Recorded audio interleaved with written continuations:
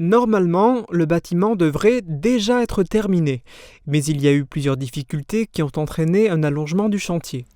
Tout d'abord, il s'est avéré qu'il y avait davantage d'amiante que prévu dans l'ancien bâtiment qui se trouvait à cet endroit et qui a été démoli. Le chantier a du coup été retardé de 9 mois. L'entreprise Beck en charge du gros œuvre a ensuite rencontré des problèmes de recrutement. À partir d'un moment donné, on a pu démarrer réellement. On était en manque d'effectifs parce qu'on avait rentré d'autres commandes et on n'arrivait pas à trouver des personnes intérimaires.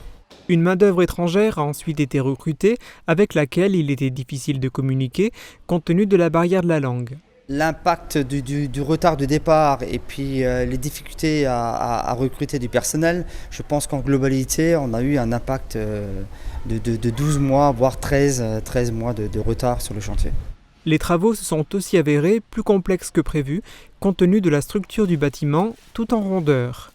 La mise en service de l'unité devrait intervenir en juin 2021. Le bâtiment du MD, il est en avancement à peu près à 70% en global, quoi.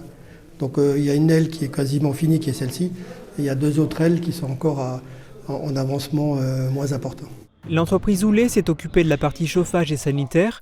Compte tenu de la particularité des patients qui seront accueillis ici, des malades difficiles du centre hospitalier spécialisé, il y a des spécificités. Tous les appareils sanitaires en fait sont commandés dans la partie technique, dans une petite galerie technique à côté des chambres et non accessibles aux malades.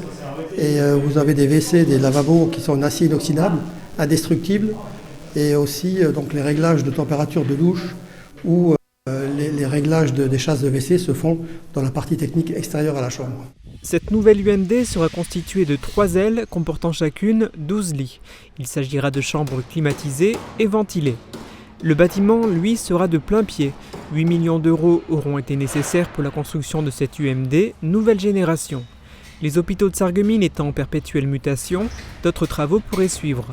À l'avenir seront sans doute aussi prévues des améliorations des anciens bâtiments, notamment des extensions pour transformer les chambres de 3 lits en chambres individuelles.